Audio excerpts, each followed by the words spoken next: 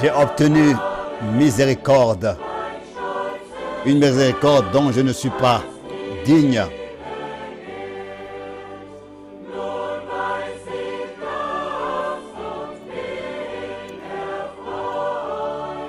Je suis reconnaissant et je loue la miséricorde reçue. Et je loue la miséricorde reçue.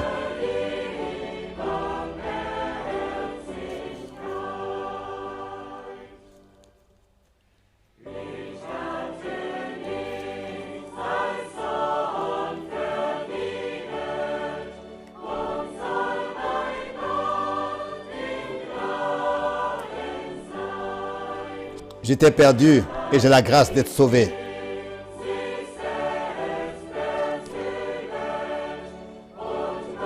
C'est lui qui m'a cherché et qui m'a trouvé.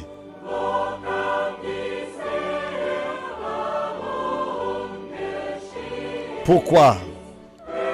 Seulement par miséricorde. Rien d'autre. Seulement par miséricorde. Parce qu'il est riche en miséricorde.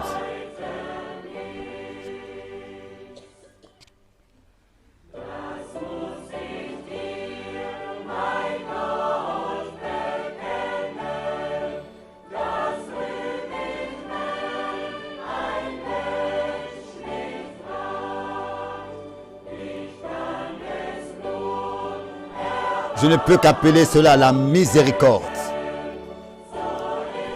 Moi qui ne mérite rien, être sauvé et agréé de Dieu. Je me prosterne et je suis heureux. Et je loue la miséricorde. Et je loue la miséricorde.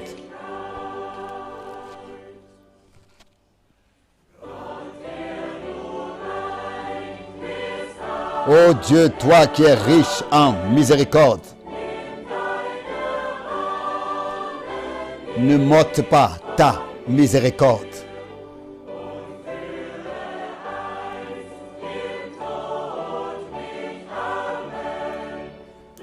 Et conduis-moi au but, moi pauvre,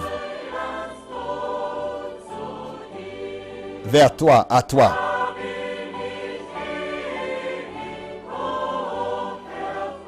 Et là, je me réjouirai pour toujours et je louerai la miséricorde. Et je louerai la miséricorde.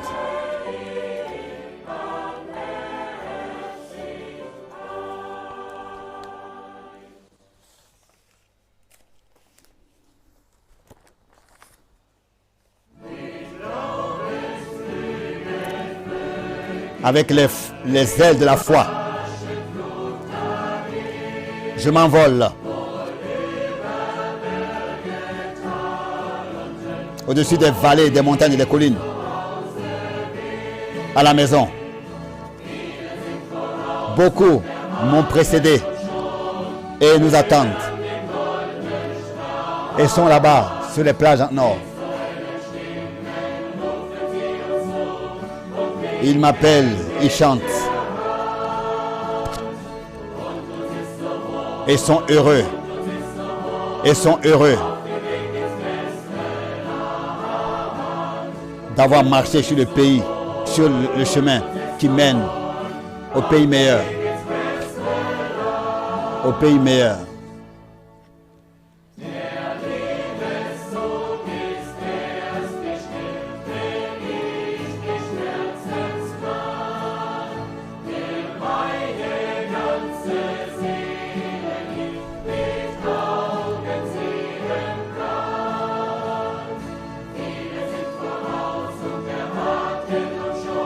Beaucoup m'ont précédé et sont dans la gloire. Ils nous attendent et ils chantent, entendent des cantiques. Comme c'est merveilleux, comme c'est merveilleux. de marcher sur le chemin qui mène au ciel. Comme c'est merveilleux, comme c'est merveilleux. Sur le chemin qui mène au but, au pays meilleur.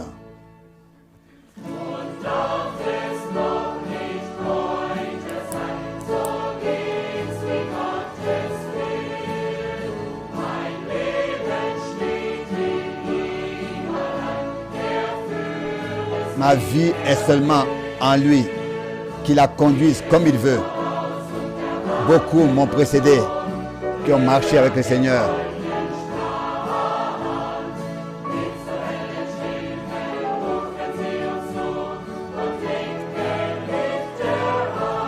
Là-bas, dans la gloire, ils entonnent des cantiques.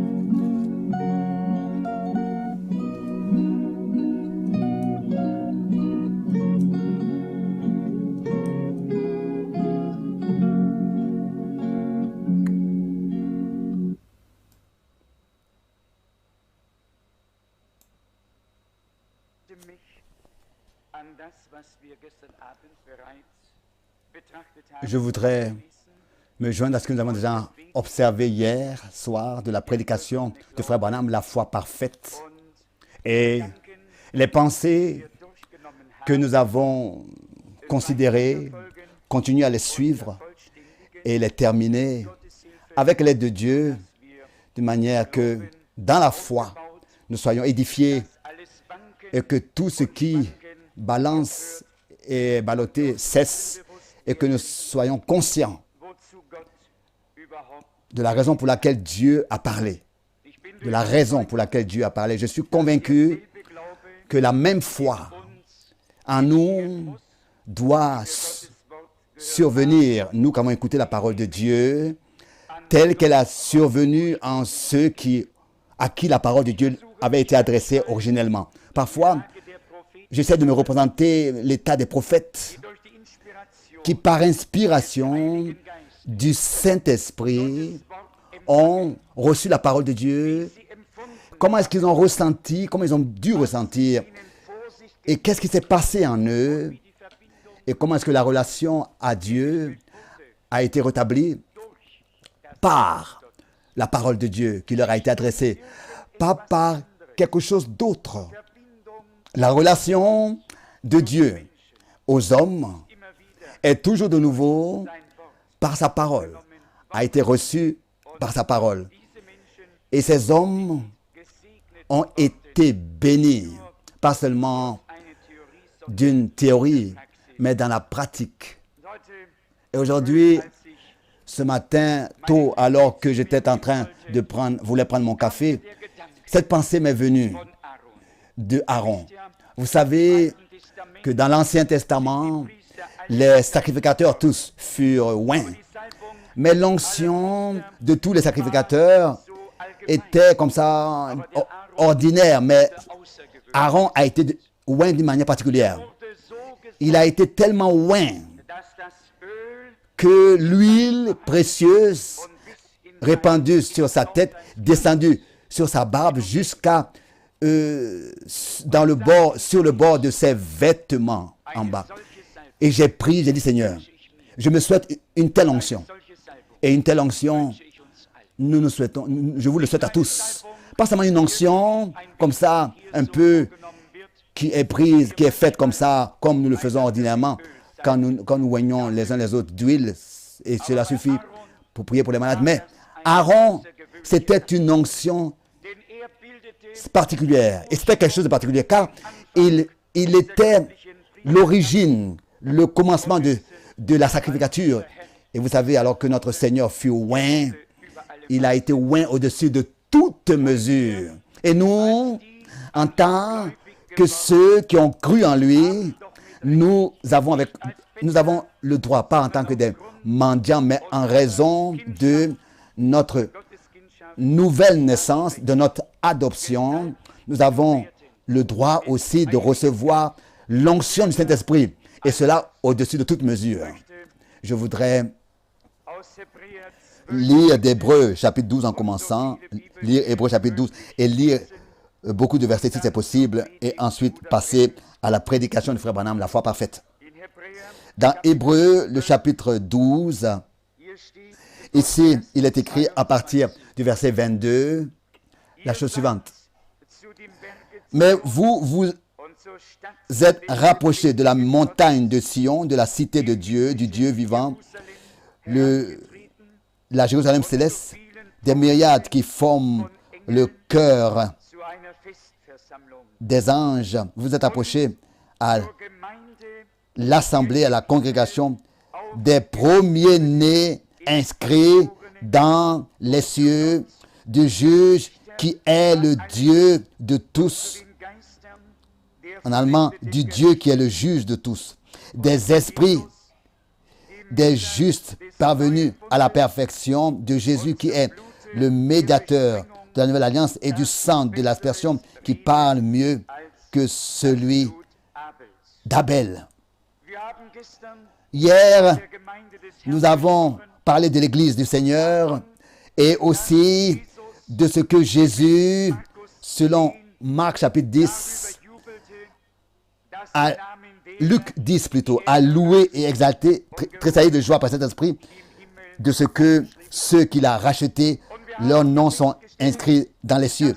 Et nous avons constaté que c'était la première fois, ou bien l'unique fois, où il a tressailli de joie, où il a loué dans l'esprit, par l'esprit. C'est-à-dire de ce que il y avait des hommes qui existaient sur terre dont leurs noms sont écrits dans les cieux, car c'est là-bas qu'est notre cité, qu'est notre patrie. C'est de là-bas que nous sommes nés. Et allons, nous avons lu de la prédication de frère Branham hier concernant la foi. Concernant la foi parfaite qui est procurée par la parfaite parole de Dieu et pour la parole de Dieu parfaite, pour ainsi nous ramener au commencement, à l'état qui existait au commencement. Dans Hébreux 4, nous lisons à partir du verset 2. Hébreux 4, verset 2. Car cette bonne nouvelle nous a été annoncée aussi bien qu'à eux, mais la parole qui leur fut annoncée ne leur servit de rien, parce qu'elle ne trouva pas de la foi chez ceux qui l'entendirent. Pour nous qui avons cru, nous entrons dans le repos selon qu'il est écrit, selon qu'il dit. Cette parole est très sérieuse et nous passons directement à la prédication de Frère Branham. La foi sans les œuvres est morte en elle-même. Et la foi vivante, produite par le Saint-Esprit, doit attirer les œuvres de Dieu. Pas tes œuvres, pas mes œuvres, mais les œuvres de celui qui nous a envoyés. Jésus-Christ disait autrefois, je dois faire les œuvres de celui qui m'a envoyé. Et il disait, ce n'est pas moi qui fais ces œuvres, mais le Père qui demeure en moi, c'est lui qui fait ses œuvres. Et la même chose doit être le cas dans l'Église du Dieu vivant. Vous savez que les hommes autrefois voyaient le Seigneur Jésus. Le prophète de Galilée, il ne voyait pas Dieu, car Dieu était caché en lui. Et la même chose doit avoir lieu avec nous. Les hommes ne voient pas Jésus, mais il doit être caché en toi et en moi, mais il ne doit pas rester caché, il doit être manifesté, il doit pouvoir être manifesté dans notre vie tel que Dieu qui était caché en Jésus s'est révélé, s'est manifesté en Jésus, par Jésus. Et c'est alors, ça, c'est la foi vivante, donc produite par Dieu, la foi qui vraiment est désignée comme la vraie foi en Dieu, cette foi qui devient une œuvre. Et allons dans Ésaïe 28 pour avoir la liaison avec ce que nous avons considéré hier dans Ésaïe 28, verset 16.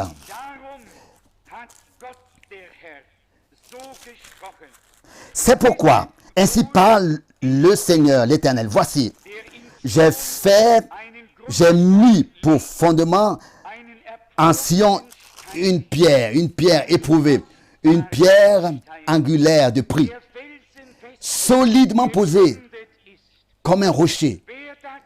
En allemand, celui qui la prendra pour appui n'aura point hâte de fuir. C'est une parole merveilleuse. Celui qui la prendra pour appui ne sera pas confus, en allemand. N'aura point hâte de fuir, ne sera pas confus. Et cette parole, Paul l'a repris dans Romains 9, où il expose ces choses et nous a montré ce que cela veut dire. Dans Romains, le chapitre 9, à partir du verset 32. Romains chapitre 9, verset 32.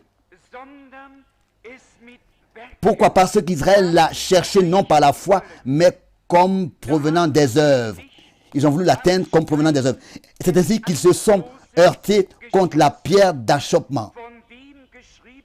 Selon qu'il est écrit, voici, je mets en Sion une pierre d'achoppement, un rocher de scandale et un rocher de scandale. Et celui qui croit en lui ne sera point confus. Aussi cette parole, nous devons la recevoir dans notre cœur. La pierre est précieuse pour les uns et elle est la pierre angulaire.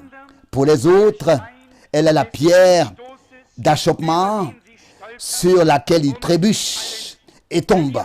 Pour les autres, elle est la pierre angulaire pour que ceux qui sont tombés soient relevés et ceux qui sont fatigués et chargés soient fortifiés et pour pouvoir aller de l'avant dans la foi. Paul, dans Romains chapitre 9, dans les versets auparavant, a déjà insisté sur ce qu'il voulait exprimer. Romains chapitre 9, à partir du verset 8. C'est-à-dire que ce ne sont pas les enfants de la chair qui sont enfants de Dieu, mais que ce sont les enfants de la promesse qui sont regardés comme la postérité d'Abraham. Les enfants de la promesse sont regardés comme la postérité d'Abraham. Que nous puissions une fois pour toutes comprendre, si nous pouvions une fois pour toutes comprendre, Christ était le Messie promis. C'était des promesses et des promesses depuis Genèse chapitre 3 au verset 15. Et subitement, toutes ces promesses sont devenues une réalité en lui, en qui la parole est devenue chair et a pris forme. Nous savons que, si nous lisons dans Galates 4, que Jésus est désigné en tant que est désigné et ressort comme le fils d'Abraham, la postérité d'Abraham. Mais aussi, nous tous qui par la foi en lui sont devenus des fils et des filles de Dieu. Nous sommes, selon la promesse, enfants d'Abraham, fils d'Abraham, qui ne sont pas nés selon la volonté de la chair, mais selon la volonté de l'esprit. Et si nous voulions considérer la chose humainement, alors nous pourrions dire que le même Abraham qui a engendré Ismaël, c'est le même qui a engendré aussi Isaac. En quoi constituait la différence? Elle était contenue en ce que Dieu, pour Isaac, avait donné une promesse. Et avec cette promesse, Dieu avait mis sa main sur lui. Et parce que Dieu avait mis sa main sur lui à cause des promesses qui étaient sur lui, sa vie était alors dans la main de Dieu.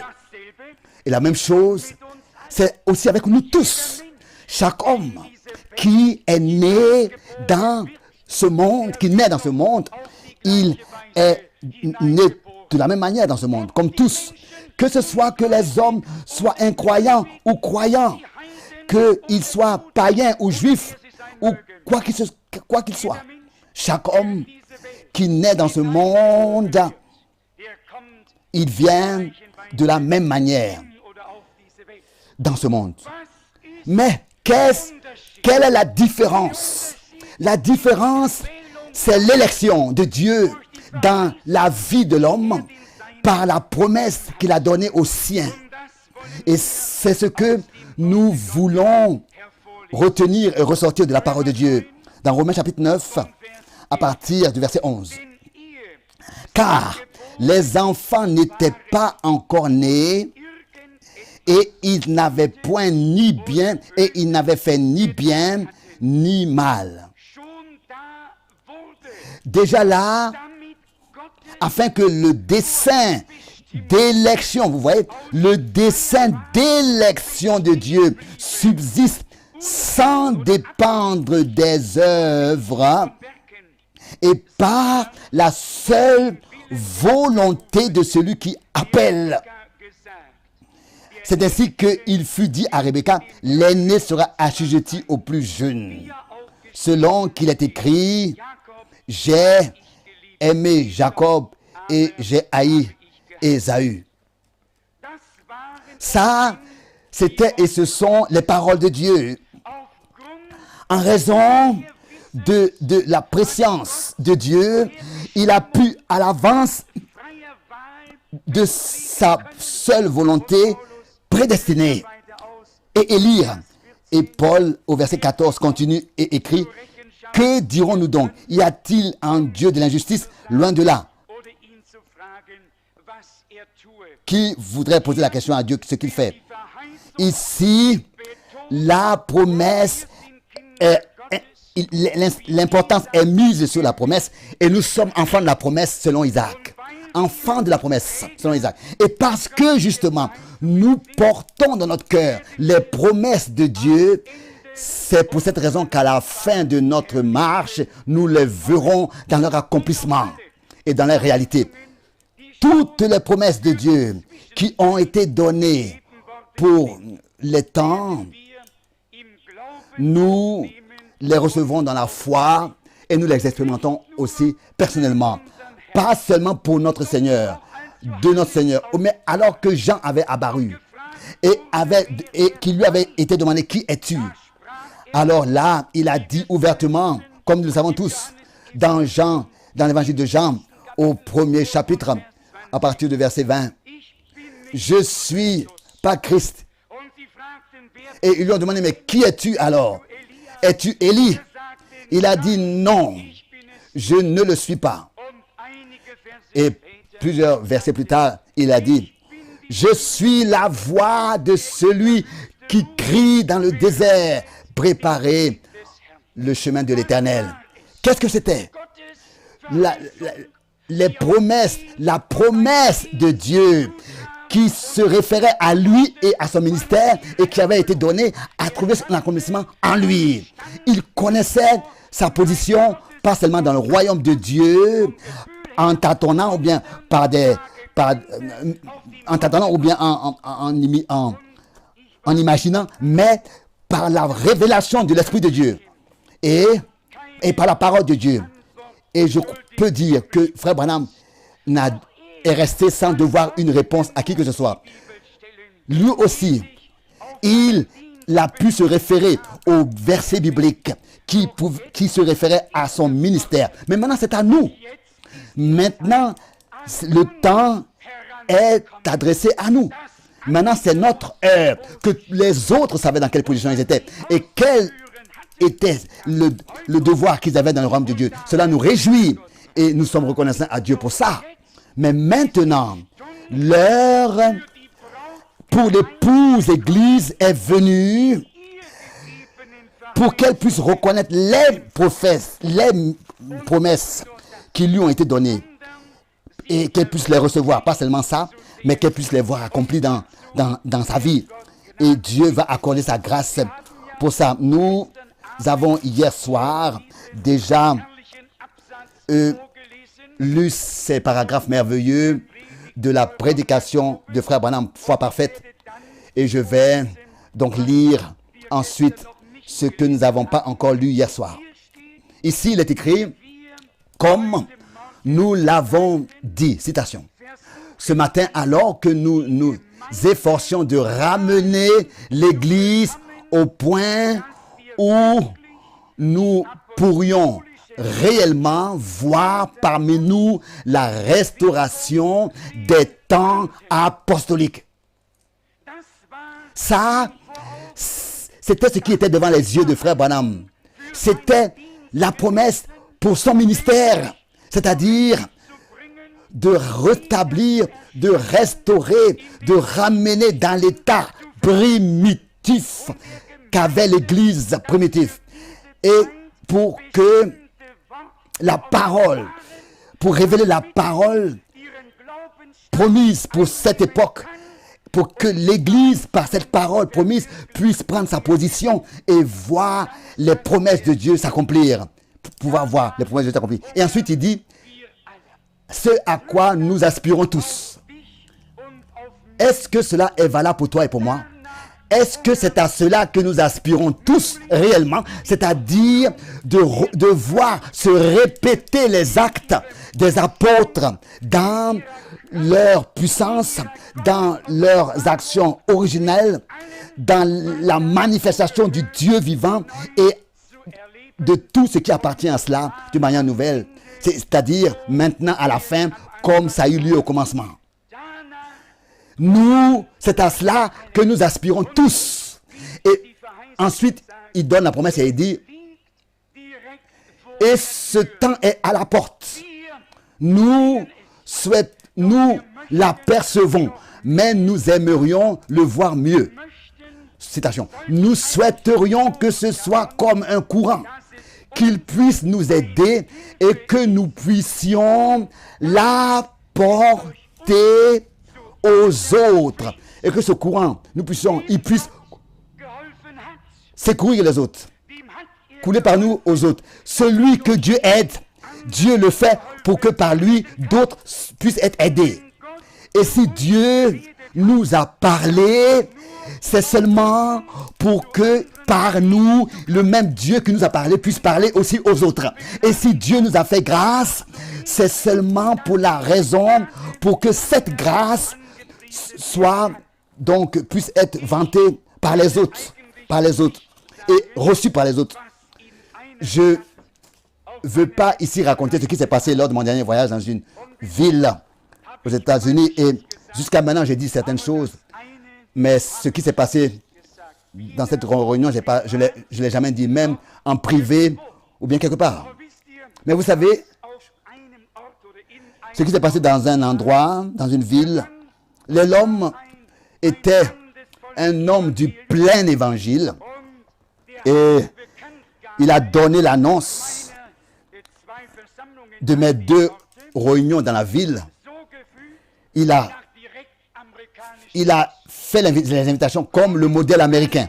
Venez tous, apportez les aveugles, les boiteux, les muets, car un homme de Dieu, avec la puissance de Dieu, vient. Et vous ne pouvez pas vous imaginer. Je suis allé à l'endroit, moi je ne savais pas qu'il avait donné cette invitation comme ça. Et je suis venu à la réunion comme l'habitude, et je n'avais pas auparavant vu cette invitation. Et quand je suis arrivé là-bas, il me donne la carte d'invitation qu'il a publiée dans la ville partout. Et j'avais été un peu étonné, bien sûr.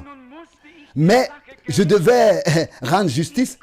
Je devais lui rendre justice. Je ne pouvais pas simplement commencer à la chose. Je ne pouvais pas simplement commencer à prêcher, à parler de quelque chose de quelconque. Mais je devais réellement demander à Dieu de m'aider à apporter la parole adéquate à l'invitation. Et ce que je vous dis est vrai. Rapidement, après la prédication courte, j'ai vraiment prié pour ces gens. Et c'était la raison, justement parce que cet homme avait fait une telle publicité que les gens étaient venus dans la foi. Et je vous dis que réellement, des boiteux, des aveugles, des muets, sont venus, réellement. Et je ne sais pas, après 1 heure, il y a eu une telle foule qui s'était rassemblée.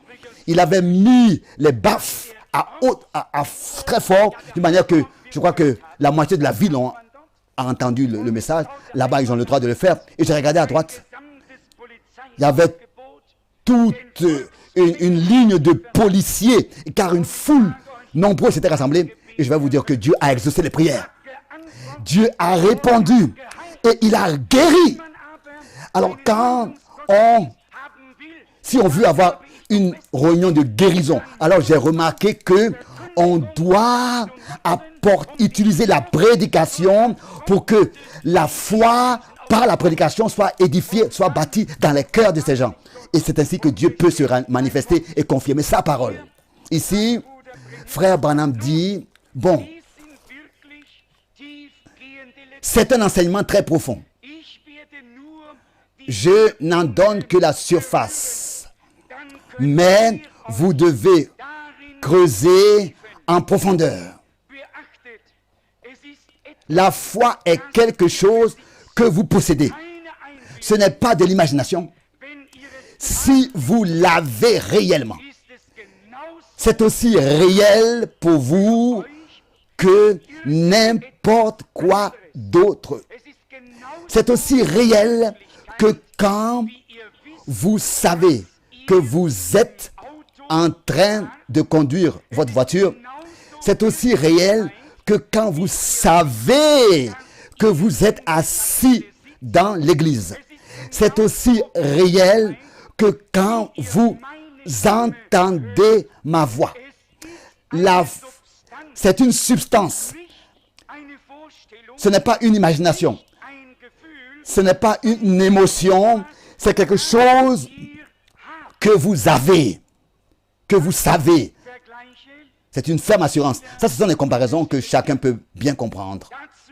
À cela, on n'a pas besoin d'être intellectuel, d'être instruit pour savoir qu'on sait quand on est dans la voiture, qu'on est assis dans la voiture et qu'on est en chemin. De savoir qu'on est assis dans l'église, alors on est assis dans l'église. On le sait. On le sait, on ne doute pas. C'est ainsi que frère Branham ici a tiré cette comparaison entre la vraie foi.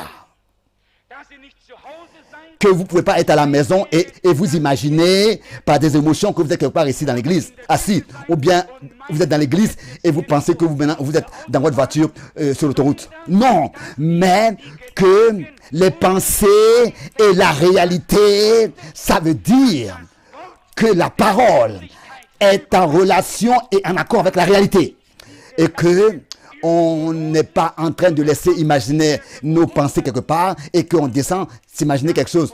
Mais que nos pensées sont dans la parole, ancrées dans la parole de Dieu, fondées dans la parole de Dieu. Et que notre foi et la révélation des œuvres de Dieu par la foi sont assis sur la même chaise.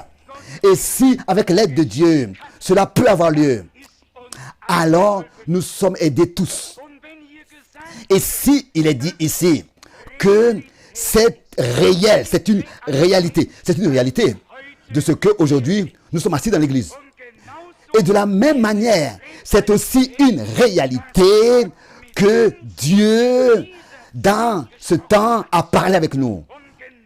Et de la même manière, c'est aussi une réalité que il a donné diverses promesses qui étaient déterminées pour cette époque et qui les a révélées. Oui ou bien non?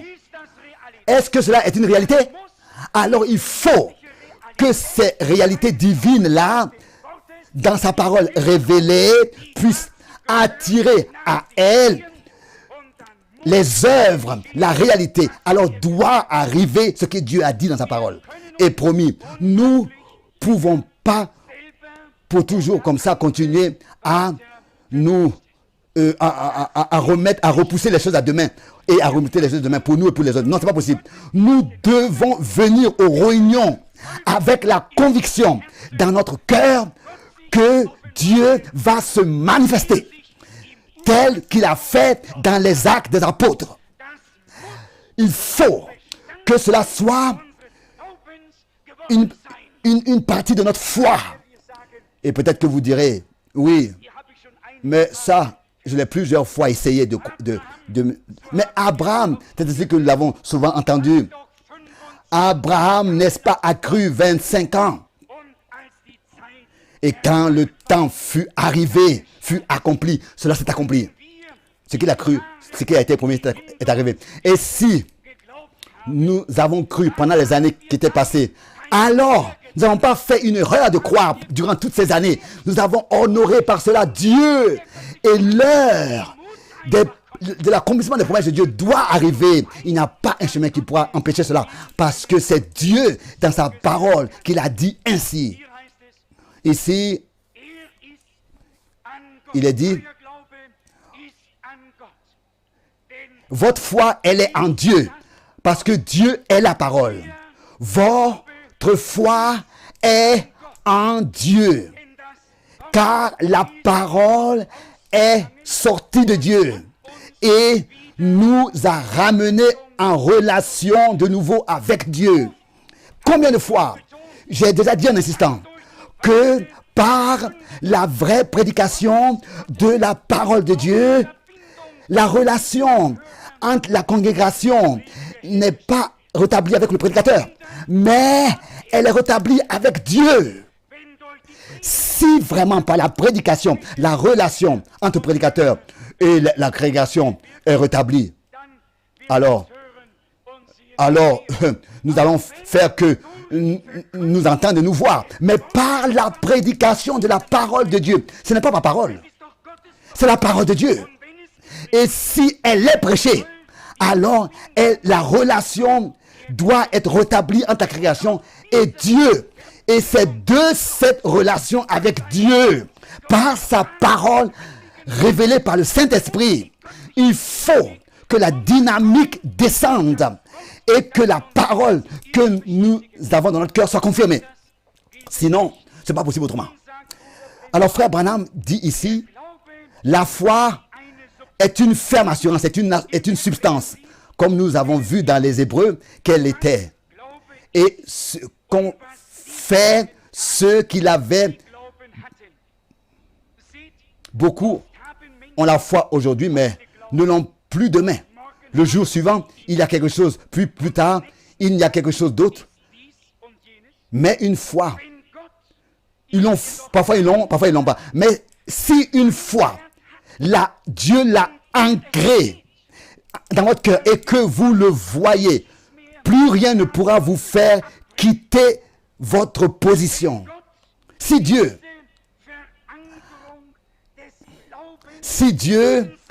a ancré cette encre de la foi dans sa parole, dans ton cœur et dans mon cœur, par le Saint-Esprit, alors cela ne pourra pas être autrement que ces choses qui nous ont été promises, nous les expérimentons personnellement. Ensuite, il dit ici, je voudrais que vous compreniez bien ceci. Donc, si vous avez cela, c'est ce que nous appelons la foi. Je voudrais, si vous avez cela, c'est ce que nous appelons la foi. Je voudrais que vous compreniez cela ici, bien. L'Église doit s'élever dans la puissance de Dieu. Comment? Pas seulement lui, frère Branham, mais l'Église doit s'élever dans la puissance de Dieu. Mais comment est-ce que l'Église doit se lever dans la puissance de Dieu? C'est une question. Il pose cette question. Mais j'ose croire que c'est la puissance de Dieu qui va nous élever et la parole de Dieu que nous, pour confirmer et rendre réelle la parole de Dieu que nous portons dans notre cœur. La promesse. Ensuite, il est écrit ici, nous sommes trop près de la fin. Maintenant. Oh, je crois que l'Église est actuellement dans cette position où nous pouvons lui enseigner des choses un peu plus profondes. La débarrasser de certaines imitations de foi et d'entrer dans quelque chose de réel. De réel. Vous comprenez? Donc, ce qui a été fabriqué de nous comme en tant que foi, nous pensons que c'était la foi. On peut se débarrasser de ça. Dieu veut recevoir toute l'honneur. Dieu veut avoir fait toute l'œuvre en toi et en moi. Nous devons être son œuvre, son image, car nous-mêmes, nous sommes l'œuvre de Dieu. C'est ainsi que les Saintes Écritures le disent dans Éphésiens 2, verset 10. Et c'est ici qu'il dit que l'Église doit s'élever dans la puissance de Dieu. Nous sommes très près de la fin. Maintenant, nous sommes trop près de la fin maintenant. Ça, frère Branham l'a dit déjà autrefois. Et aujourd'hui, c'est devenu une réalité. Aujourd'hui, on peut dire, cette parole s'est accomplie devant nos yeux, devant nous. Ce qui, il y a 20 ans, était encore dans le futur. Aujourd'hui, c'est déjà présent. C'est déjà aujourd'hui là. Et nous n'avons pas besoin d'attendre encore ces choses longtemps. Il dit ici encore, si Dieu le dit, alors c'est quelque chose de réglé. Quand c'est déclaré de cette manière et prouvé, il n'y a plus de tâtonnement. Cela arrivera ainsi. Alors, vous l'entendez comme étant ainsi, dit le Seigneur. Parce que cela dépasse la pensée humaine. C'est là-haut, dans les domaines de la pensée du Seigneur lui-même. Et c'est justement ce dont nous avons besoin, car le prophète Ésaïe disait que les pensées de Dieu, telles que le ciel est élevé au-dessus de la terre, c'est ainsi que ses voix, ainsi nos pensées sont, ses pensées sont au-dessus de notre pensée, et ses voix au-delà, loin de nos voix. Ne sont pas nos voix. C'est ainsi que nous devons être enlevés, ôtés du domaine des pensées humaines et entrer dans les pensées de Jésus, dans les sentiments de Jésus, et ainsi être introduit dans ce que Dieu a promis. Ensuite, il dit ici, déclaration, Dieu utilise l'homme, seulement l'homme. Dieu n'utilise pas de machines. Dieu n'emploie pas des groupes d'hommes. Dieu n'emploie pas des organisations. Dieu utilise toujours des individus. Et ces individus-là, c'est nous en tant que membres dans le corps de Jésus-Christ. Et personne puisse s'estimer si humble que Dieu ne puisse pas le bénir et l'introduire, le joindre dans son corps. Mais nous revendiquons ces choses spirituelles qu'il nous a acquis. Et nous venons à notre Dieu tel que nous sommes pour qu'il puisse confirmer sa parole. Ensuite, il dit ici, mais rappelez-vous qu'ils avaient la puissance. Jésus, peu de jours avant, leur avait donné le pouvoir de guérir les malades, de ressusciter les morts, de chasser les démons. Ils avaient le pouvoir, mais ils n'avaient pas la foi pour utiliser ce pouvoir. Ce que Dieu a dit, il ne le retire jamais de l'Église. Il a donné le pouvoir et il a laissé ce pouvoir dans l'Église avec toutes les promesses qu'il a données à l'Église. Mais alors, il dit dans l'ordre missionnaire, dans Marc 16, voici les œuvres qu'accompagneront ceux qui auront cru. Donc, ces œuvres seront seulement manifestées là où la foi, ou par la foi de Dieu, où la foi de Dieu voit ce pouvoir donné à l'Église en tant que réel et par la foi l'utilise. Tant que cela est seulement prêché, que Dieu a donné ce pouvoir à l'Église, ça reste une prédication. Mais si en tant que promesse, ce pouvoir est cru, alors Dieu pourra confirmer sa parole et ainsi sa parole pourra devenir une réalité. Et alors ça, ce sera l'interprétation de la promesse. Est-ce que vous comprenez cela? Dieu disait toujours, Dieu est son propre interprétateur, est sa propre interprétation. Il a dit que la lumière soit, et la lumière fut. C'était l'interprétation de sa parole. Toutes choses que Dieu a dites se sont accomplies. Tout ce qu'il a prononcé a existé et personne n'avait besoin de l'interpréter. Et si dans ce temps, de tout notre cœur, nous pouvons croire à la parole de Dieu, alors Dieu va la confirmer parce que c'est lui qui l'a promis de le faire. Maintenant arrive ce point. Après que frère Branham dit ici qu'ils avaient le pouvoir, mais ils n'avaient pas la foi pour utiliser ce pouvoir. Voilà exactement ce qui se passe au Branham Tabernacle. Voilà exactement ce qui se passe aujourd'hui, déclaration avec l'église, avec l'épouse. Nous avons de Dieu reçu le droit et l'autorité d'exécuter sa parole. Et en tant que ses envoyés en son nom agir. Et Dieu a pris toute responsabilité pour ça. Il ne va pas pouvoir donner encore plus de promesses que ça. Il en a donné assez. Nous ne les avons même pas encore accomplies, vues accomplies. Et parfois, on s'attend encore à de nouvelles promesses. Et on n'a pas encore vu dans leur réalité toutes ces vieilles promesses que Dieu a données. On ne les a même pas encore compris et cru et employées dans la réalité. Là, c'est là que l'Église se trouve. L'épouse se trouve exactement dans cet état. Nous savons exactement ce que Dieu a promis et nous n'avons pas la foi pour voir ces promesses de Dieu, pour que cette foi devienne une œuvre, pour que ces promesses deviennent une œuvre. Et j'ai déjà assez dit que la foi de Moïse a dû être très mise à l'épreuve, alors que le Seigneur lui disait, prends la verge que tu as entre tes mains et va et frappe ce rocher. Et moi, je vais faire sortir de l'eau de ce rocher.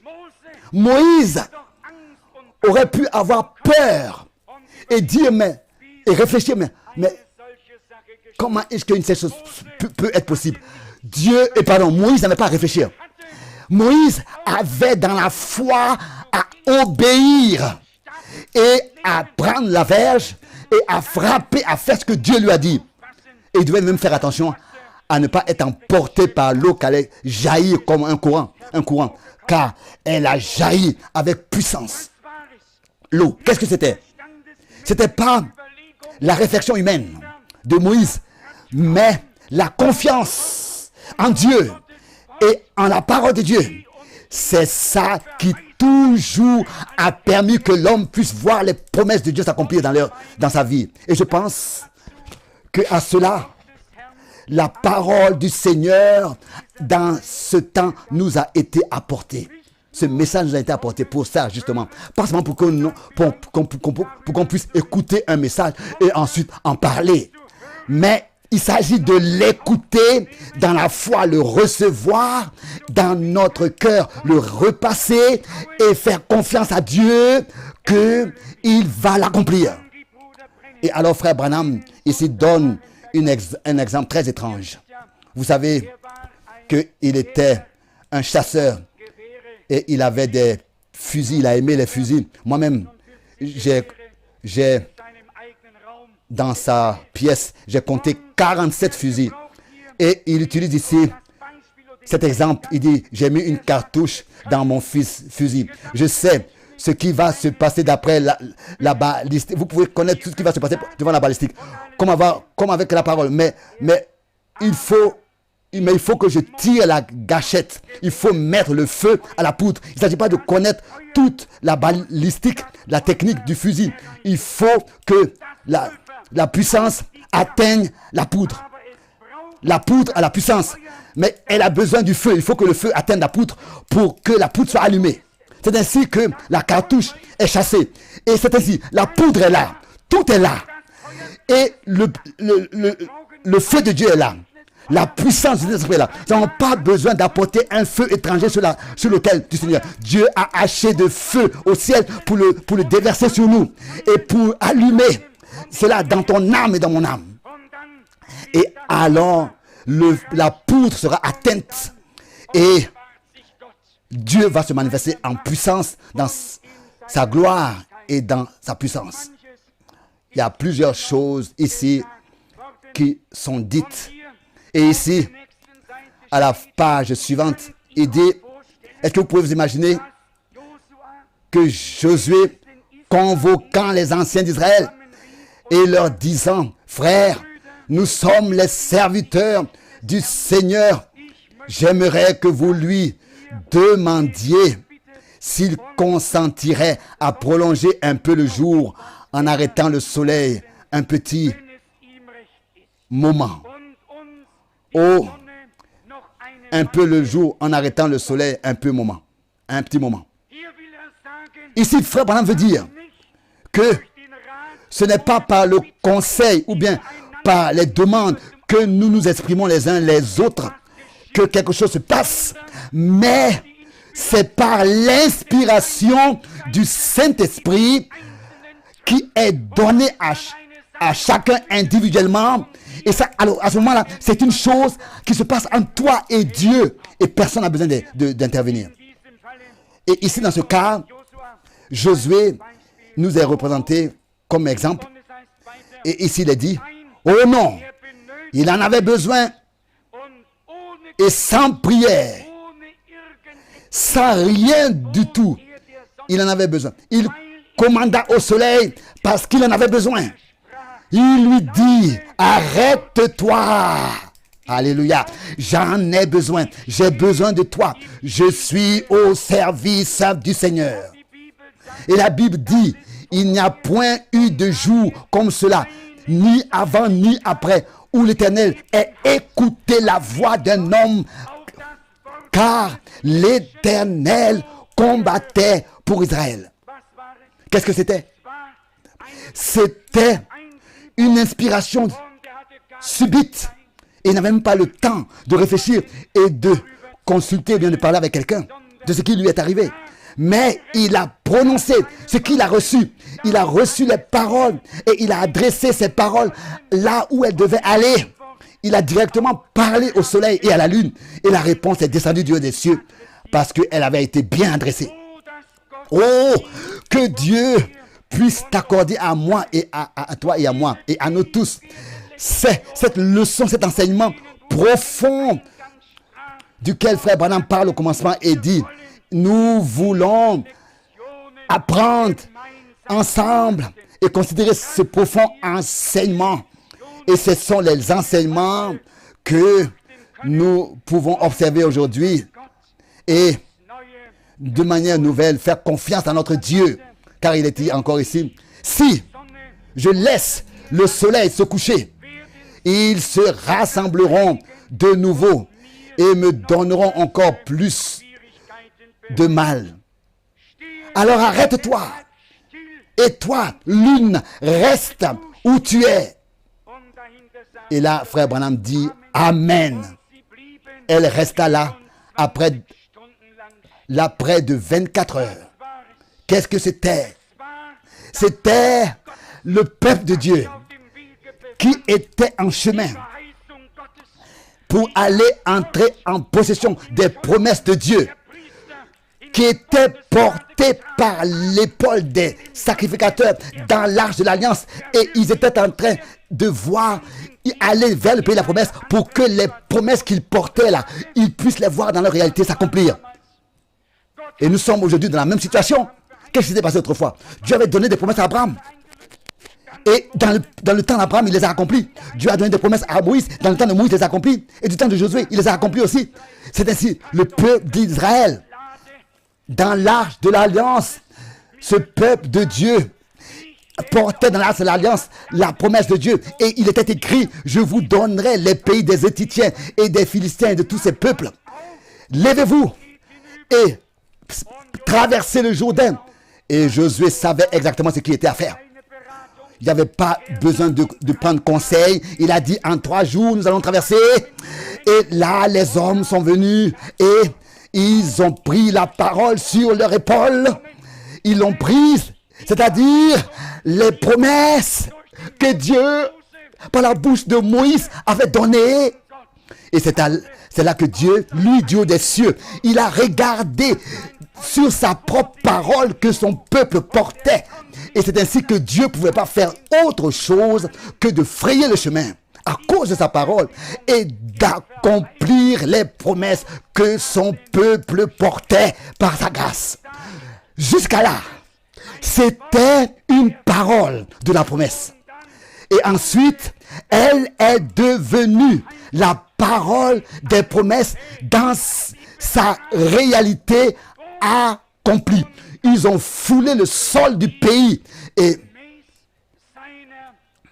c'est ainsi que Dieu, par sa grâce, leur a accordé ce pays selon sa promesse. Qu'est-ce qui doit alors se passer avec moi et avec toi? Qu'est-ce qui doit se passer avec tout le peuple de Dieu maintenant? Je crois fermement en cela, que du temps de Josué, pas une seule interprétations des paroles de Dieu dans l'arche ont été interprétées.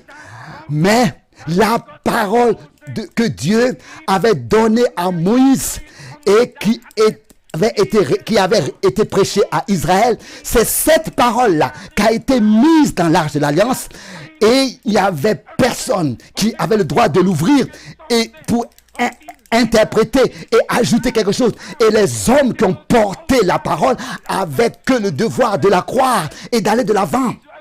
Et de ne pas ouvrir l'arche et d'interpréter la parole, mais de faire confiance à Dieu que lui, il desséchera le Jourdain et aller de l'avant. Il suffisait de porter la parole.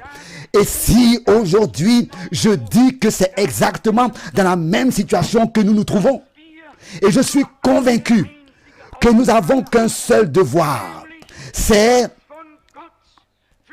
que nous devons porter la parole de Dieu déterminée, révélée pour ce temps. Nous l'avons, nous en tant que croyants, à la porter dans notre cœur et marcher dans le chemin de Dieu. Et là, aucune interprétation fera qui que ce soit atteindre le but. Dieu fait que veiller sur sa parole pour l'accomplir. Et si nous sommes vraiment aujourd'hui porteurs de ces paroles, de ces promesses, alors nous serons ceux-là qui traverseront et qui fouleront le sol du pays des promesses de Dieu, de nos propres yeux. Il n'y a pas un autre chemin de Dieu. Je ne connais pas un autre chemin de Dieu. Il n'existe aucun autre chemin de Dieu. Ça, c'est le chemin du Seigneur avec son peuple-là dans ce temps. Et ce chemin, nous voulons, par la grâce de Dieu, dans l'obéissance, jusqu'à la fin, y demeurer et y marcher, jusqu'à que nous passions de la foi à la vue. Est-ce que nous avons compris tous aujourd'hui ce que Dieu voulait nous dire? Est-ce que nous avons compris que maintenant il parle avec nous et qu'il veut nous amener dans l'état où il pourra aller de l'avant avec nous? Louer et exalter soit son saint nom. Amen.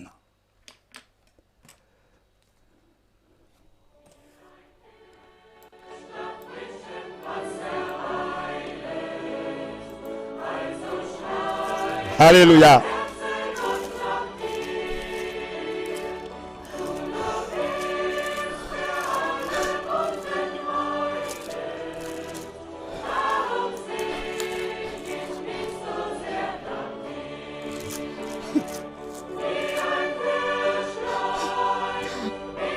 Comme une biche soupire après des courants d'eau, ainsi mon âme soupire après toi, ô Dieu. Mon âme a soif de Dieu, du Dieu vivant.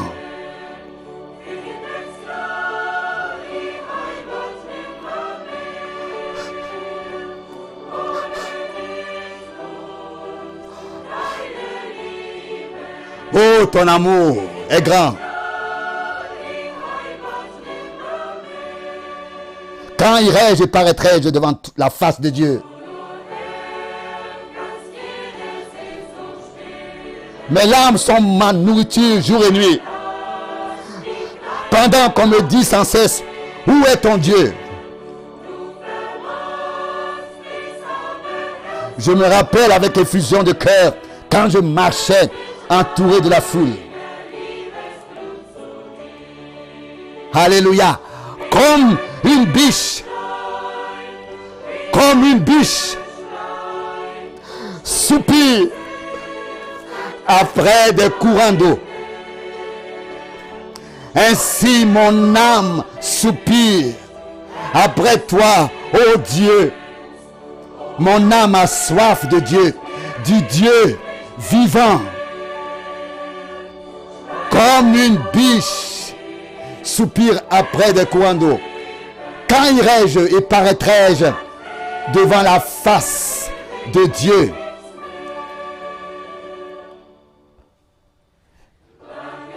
Pourquoi t'as battu mon âme et gémis-tu au-dedans de moi? J'espère en Dieu, car je le louerai encore. Il est mon salut et mon Dieu.